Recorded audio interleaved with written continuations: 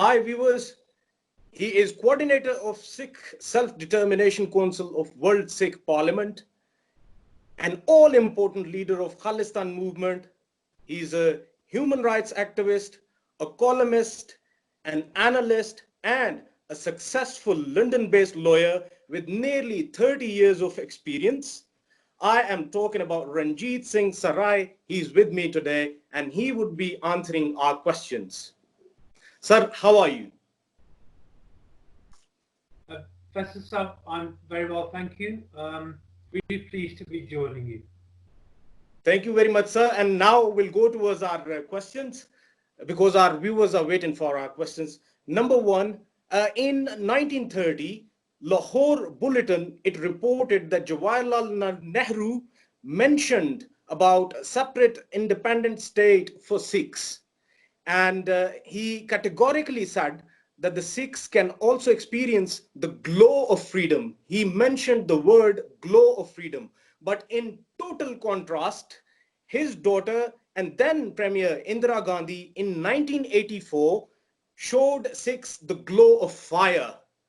I hope you know what I'm talking about. She turned Golden Temple into Jawaharlal, into Jallianwala Bagh, if you remember what happened in British rule, under British rule, while India was being ruled by the British. And it was Jallianwala Bagh for Sikh in 1984. What is the history of Khalistan movement when I ask you? The Khalistan movement has become the preeminent political struggle of the Sikh nation. In terms of the world's concept of Sikh political activism since 1984, that's become, and it was a response, obviously, to the events to which you have alluded, which was the full-scale military attack launched by Indira Gandhi's Indian Army on the Harmandir Sahib, or Golden Temple as it's sometimes called, and the adjoining very, very sacrosanct holy shrines of the Sikhs in Amritsar, but also in 37 other shrines across Punjab. That attack, which led to the desecration of our holy places, the destruction of those holy places through the use of tanks, artillery. It also killed thousands of Sikhs. Thousands were martyred in June by the Indian Army. And this was, you mentioned, Faisal Saab, you mentioned you draw an analogy perhaps with the Jallianwala Bagh situation. This was way, way in excess of the events of Jallianwala. So we had a full-scale military attack. As I said, tanks, artillery, the use of chemical weapons, helicopters, hundreds of thousands of military personnel poured into Punjab, locked it down, turned it into an army camp. Very similar to the way that the military has locked down Kashmir. And so that massive assault, that genocidal assault on the Sikhs, we can go into the reasons for why and how that happened, or the leader to that Indian Army attack. But essentially, it was in response to that Indian Army attack that the Sikhs, who had long been campaigning for, up till then, a more autonomous regime for them to operate within India.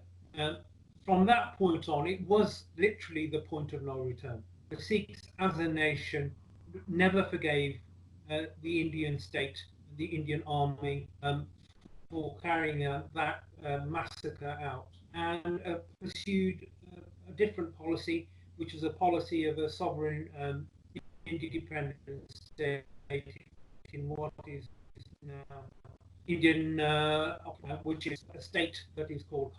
The Sikhs declared that they formally declared that they would pursue that goal of an independent sovereign state in 1986, following the 1984 massacres. And that declaration of Khalistan remains the the political basis of the Sikh nation's activism ever since. True.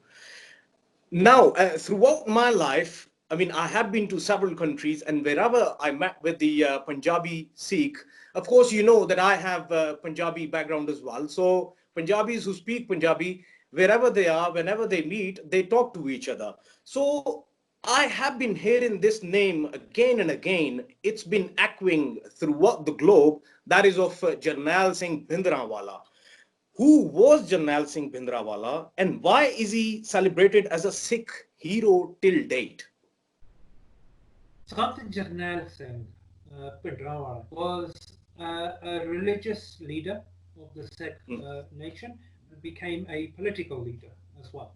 So originally he was heading up a religious ceremony called the Damdami Taksar, which was in effect a university, if you like, for the Sikhs. Students studied there. It produced theologians. It's got a special history within the Sikh nation, within Sikh history. And he was the leader of that religious ceremony, the seminary, the Damdami Taksar. And throughout the early 1980s, he gradually became a political leader as well as a religious leader. And he was a charismatic character who was brave and was unwilling to be cowed. And he was relatively very young as well. Indians. He was young. He was charismatic, especially attractive to the youth, but also generally to the intellectual class within the Sikh nation, which recognized that he was addressing issues that had been long submerged by Indian propaganda, by Indian oppression and suppression. So if you go back to those early 1980s, long pending Sikh demands for autonomy within India. Remember, at that time, it was a demand for autonomy within India. So long pending demands had been rejected by the Indian state. And those who were campaigning for those greater autonomy type arrangements, those were being increasingly targeted by Indian security forces. The use of extrajudicial killings. We've all heard of these so-called encounter killings that are so prevalent in India. So Sikhs were being targeted, Sikhs were being killed, Sikhs were being tortured, Sikhs were being held in prison. Political prisoners became a tool of controlling, if you like, the Sikhs. And Sant Jarnail Singh spoke out against this. He became a deeply popular leader for the Sikh masses.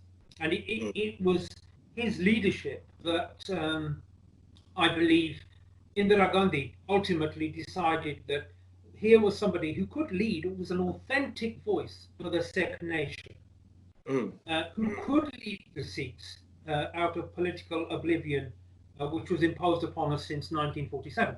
And so she took the decision that she would, rather than sit down and negotiate with the Sikhs, as you know, people talk about India as a democratic state. It's clearly not a democratic state. The evidence since 1984 has become, without challenge, that India is an autocratic state. It believes in a majoritarian policy that crushes religious and national groups. So, decided that the way to deal with the Sikh problem, as she saw it, was to use military force. It's illegal under international law. It was an act of genocide. It was a war crime as far as the Sikhs are concerned. But that was the option she took, and it was a disastrous mistake for India. She paid the price for it personally, as you know. The Sikhs punished Indira Gandhi for her outrageous attack on the heart of our faith. But it was also a mistake for India, because India then went through the years that followed, saw a an absolutely tragic loss of life, a tragic period of misery for the Sikhs in India.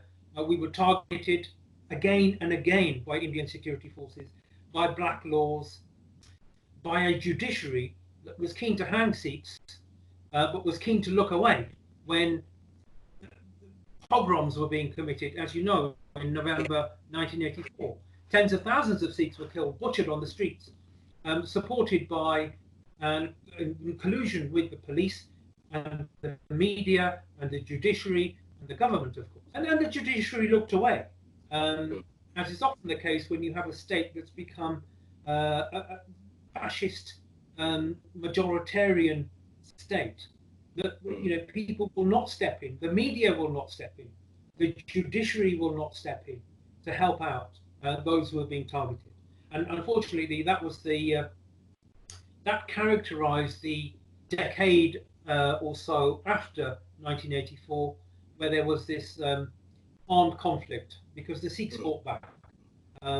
It is our right under international law to exercise the right of self-defense, and it is also a part of our religion that we should stand up to oppression. That was definitely oppression on a massive scale, systematic, all of which has been documented by the likes of Amnesty International, Human Rights Watch, and more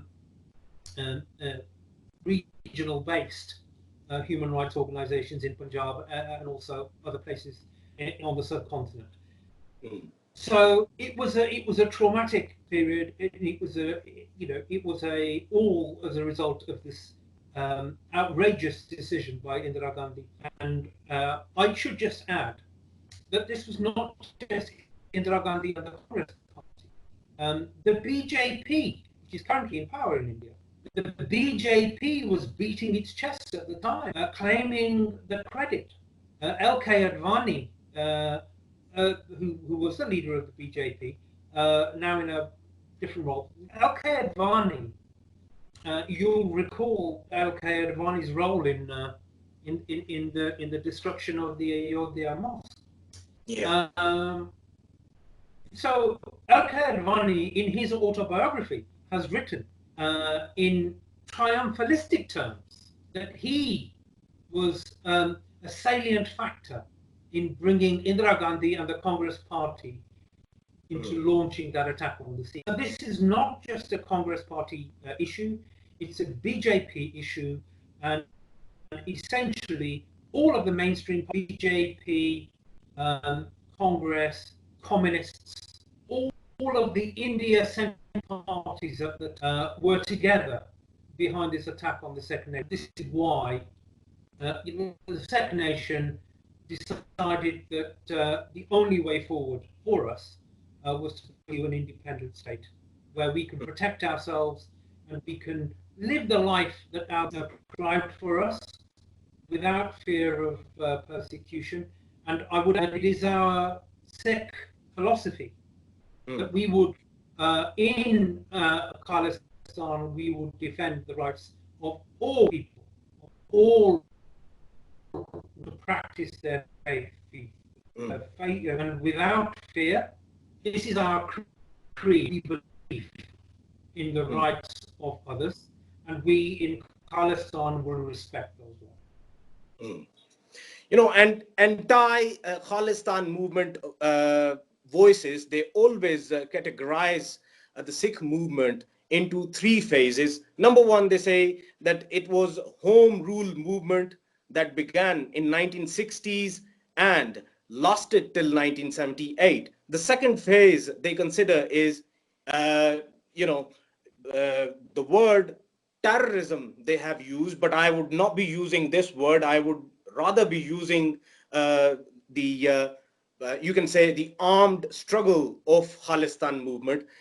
It started from 1978 and it ended in 1993. And the third important phase they talk about is since 1994 till today, the movement adopted the politics of grievance.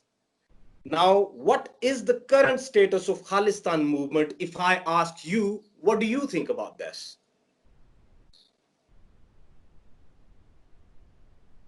Faisal, I mean, I'm not sure which authorities that you're quoting or referring to in coming, but essentially, I would characterise the Sikh struggle for independence Mm. as a struggle for determination, which is permitted under international the 1966 covenants, international covenants on civil and political rights. Gives all nations and peoples the right of self-determination, the right to freely determine their own political destiny, the right to control their resources. This is a fundamental human right, and True. this accords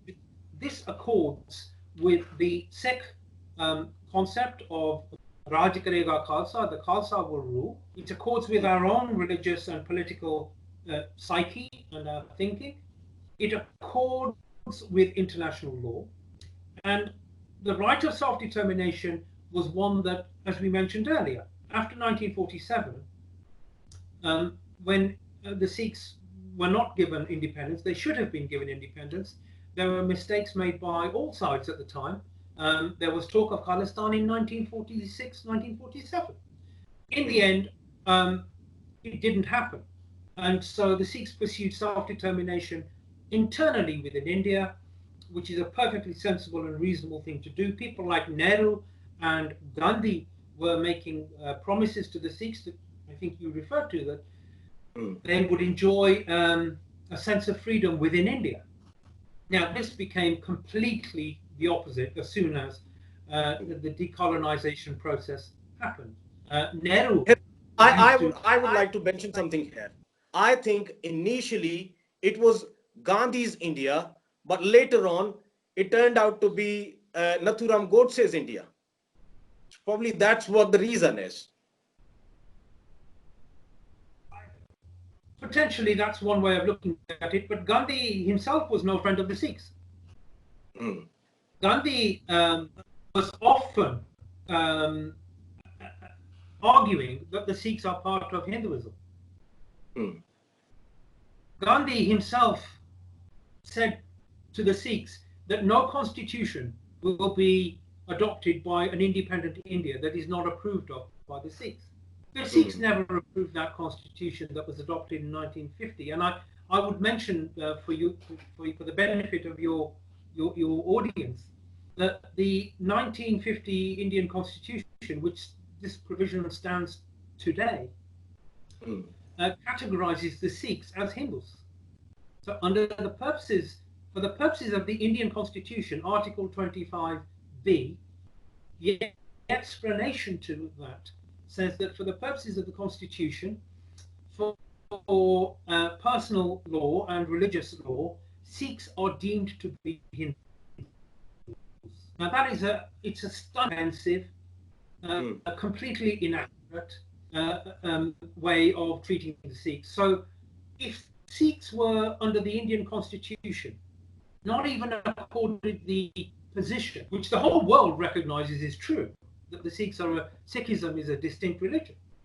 The entire world recognizes it. But under an independent India refused to even accept that Sikhism was a distinct religion for the purposes of its own constitution. And it happens to be the fifth largest religion of the world. That's correct. And as I say, the entire world recognizes Sikhism as a distinct religion. So why is it so difficult for India to recognize the Sikhs? Not only, Faisal, did they refuse to accept that Sikhs are a distinct religion, they completely rejected the notion that the Sikhs were a nation, and that as a nation you have a right of self-determination. The Sikhs were prepared to negotiate for an arrangement within India, internal self-determination in some form of autonomy. That was completely rejected by the Indians, who don't even recognize the Sikhs as a nation, never mind come to an accommodation as to autonomy, as to our rights under international law. So this is the genesis. There was talk in 46 and 47. There was betrayal after 47 by the India's leadership.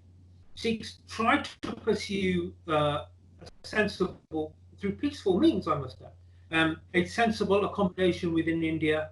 That was entirely rejected by the majoritarianist thinking of the Congress and the BJP, who launched this attack in 1984, and the Sikhs responded in the only way they really could, by firstly defending themselves, and secondly by pursuing the right of self-determination by way of independence in the form of a sovereign independent state of what is now Indian occupied or controlled by Punjab. Mm. Right. Coming back to Khalistan movement, as you know, that throughout the world, I mean, these kind of freedom movements, they have to have engagements with the important organizations of the world, and especially in the modernized world, you have to have it. How have you been engaging with the world organizations like United Nations, like European Union, and several others to advocate Khalistan movement? It's been difficult, and the reason it's difficult, Faisal Saab, is without the Sikhs are a nation, but we are a stateless nation. One hopes that Khalistan will be liberated and the state will, in practice, come about in our homeland.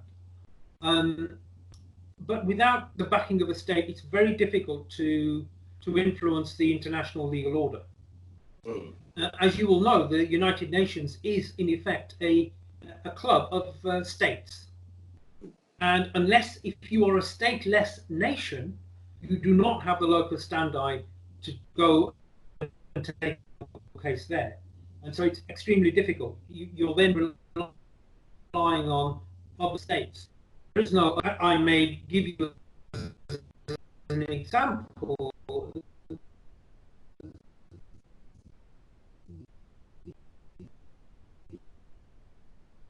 The equivalence in Kashmir is going to be that is taking up the cause of the Kashmiris. This do not have another UN or other international bodies. So it is difficult. There is no doubt about that.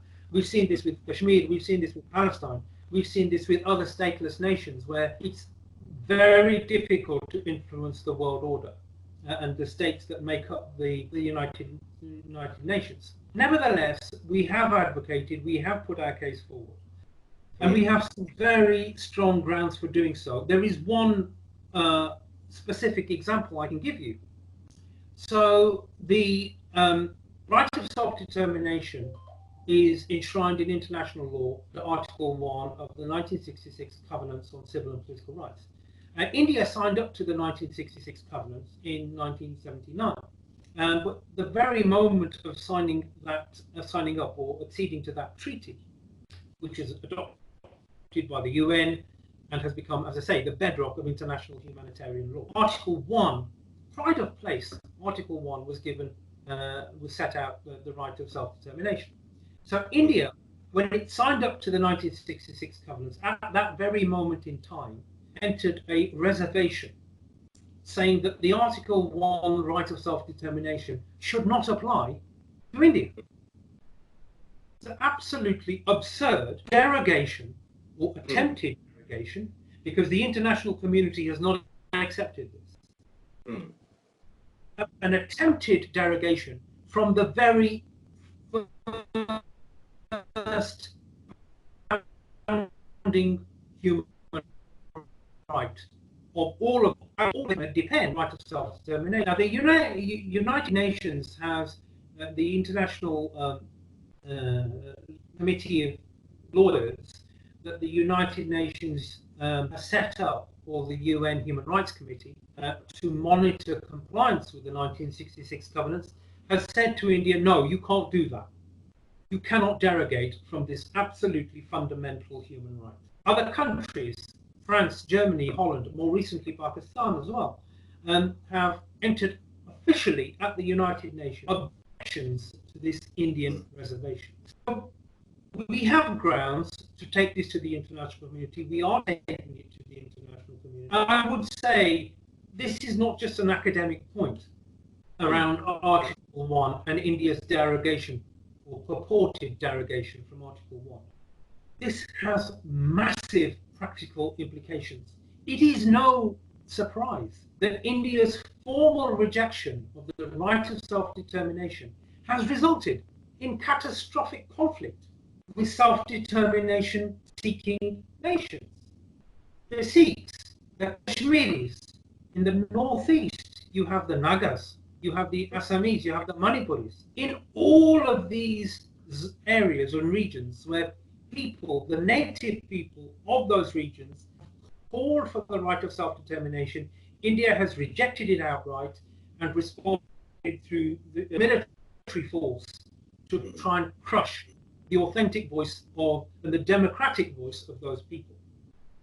So this has cost hundreds of thousands of lives across those conflict regions. And so this has massive consequences. It's an issue that we continue to raise with the UN. The UN itself continues to raise this with India. And it will take time. It has taken time in other, as we've seen, independent struggles across the world, to bring these arguments out, to bring pressure to bear. But ultimately, India will have to address these issues. It cannot simply hide behind slogans such as, this is an internal matter. These are not internal matters. These are fundamental human rights which are enshrined in international law, and it's the responsibility of the international community to see that these laws are implemented. We come to a very interesting question. In 1988, then DG ISI of Pakistan, General Hamid Kul, advocated a plan of supporting Khalistan movement, but then Premier Benazir Bhutto told him to drop the cards. Later on, PM Bhutto, in a bid to create good relationship with India, collected all of the information about Khalistan movement and who was involved and everything, and reportedly handed it over to Indian Prime Minister Rajiv Gandhi through a special messenger. What would you like to say on former Premier of Pakistan, Benazir Bhutto's pro-India stance on Khalistan? I am not privy to confidential intergovernmental communications, but I read the press and I read the media, and I, like you, follow these stories with some interest.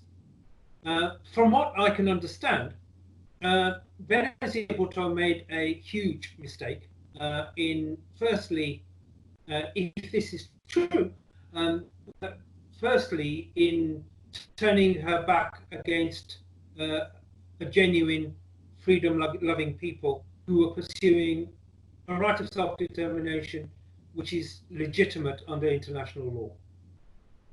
It's never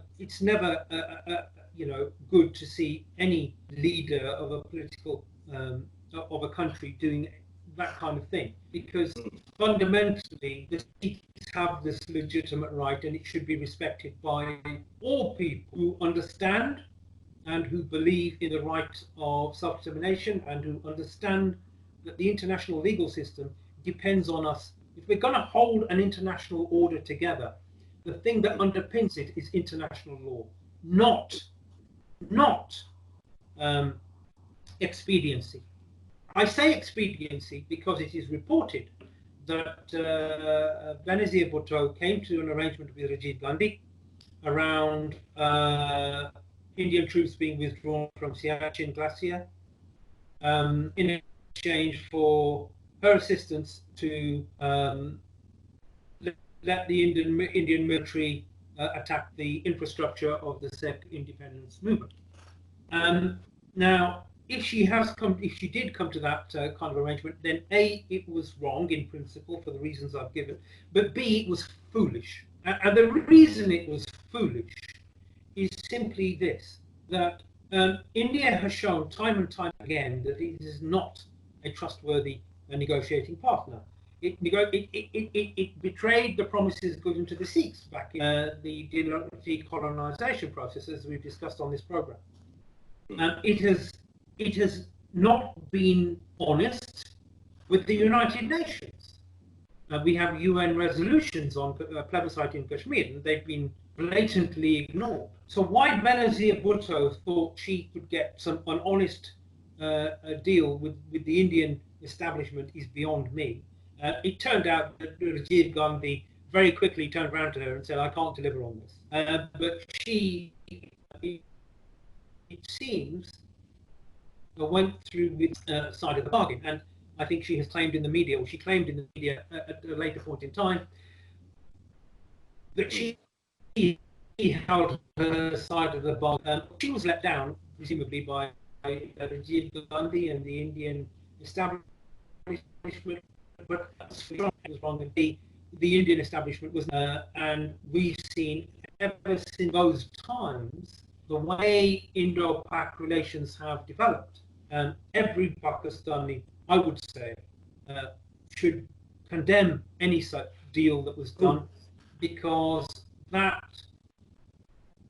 was wrong, and it's also proven, maybe with hindsight, but it's been proven to have been a foolish move. Maybe for once, she was on the wrong side of the history. Now I have a very interesting question, and I would start it like this, that I had a very good friend, Havir Singh, while I was studying in UK. He was my classmate, and of course, we were very good friends because we spoke the same language, Punjabi, and my English wasn't good at that time. Later on, yes, I improved myself, but he always used to say, whenever he used to talk about Pakistan, he always used to say that as you have Makkah and Medina in Saudi Arabia, we have Nankana Sahib and Kartar Sahib in Pakistan. How do you see the current steps taken by current government of Pakistan of opening Kartarpur and to further facilitate Sikh pilgrims in Pakistan? I think the opening of the Kartarpur Sahib corridor was a massive step from the leadership, and I would say from the people of Pakistan, because I believe that the people of Pakistan do have this sense of respect and affinity with the Sikh. There have been plenty of instances over history where communal tensions have prevailed, but fundamentally, I think the people of Pakistan, especially, if I may say so, the Punjab part of Pakistan, there is this affinity with the Sikhs. And you're absolutely right, Nankana Sahib, Punjab Sahib, Kartarpur Sahib, many other places associated with our religious and our political history. And also, Faisal, a cultural connection, linguistic, food, attire. There is so much that makes the Sikhs naturally a closer entity to the people of Pakistan than they are to the people of India. True. Very true. So this affinity, I believe, will be very important in the future. Khalistan, when it becomes an independent, liberated country, will hopefully enjoy very good relations with Pakistan. Hopefully we will have good relations with all our neighbors, but certainly with Pakistan. And I think the opening of the Kartarpur corridor was a milestone in this relationship between the Sikhs and the people of Pakistan. Imran Khan Sahib deserves huge credit for taking that step. You must remember, myself, that the Indian establishment was dead set against this. True. The move was taken. The move was made by Imran Khan to open this, and it became an irresistible force that the Indians had to follow. But even now, the Indian establishment is completely opposed to the idea. At every given opportunity, there is talk of stopping or shutting, closing the Kartarpur Sahib corridor. Literally a couple of months ago, the head of the police in Indian occupied Punjab, Indian state of Punjab. The head of the police made this extraordinary statement because they've always tried to associate the Kartarpur Sahib project with Sikh militancy, with Sikh supposed Sikh they call terrorism. There's no terrorism. There's been no armed conflict in Indian occupied Punjab. There's been no armed conflict there since 1995. But the propaganda is that there is a Sikh terrorist monster lurking behind every corner. And one particular corner is the Kartarpur Sahib corridor. So, according to the Indian Punjab police chief, the pilgrims can go. The risk is, he says, the risk is that your pilgrim, your honest, innocent, God-fearing Sikh, going as a humble pilgrim to visit Kartarpur Sahib in the morning, can return in the evening as a fully fledged, trained terrorist. Now, it's an unbelievable statement to make. This is being made by the head of the Punjab police in India. There was widespread condemnation, but it comes to nothing. He's never going to face punishment for that from the Indian state because the Indian state believes what he said. And that's the key point here. They believe this. They have this anti-Sikh mentality. They obviously, the whole world knows that they have an anti-Pakistan agenda, and obviously they will characterize the Kartarpur corridor as Pakistan trying to interfere in Indian affairs as they would see it. It's clearly not that. It's Pakistan having a relationship with the Sikh nation, which should have been strong throughout. And if steps are being taken now to establish and to nurture that relationship, we should welcome it, and the Sikhs definitely have welcomed it.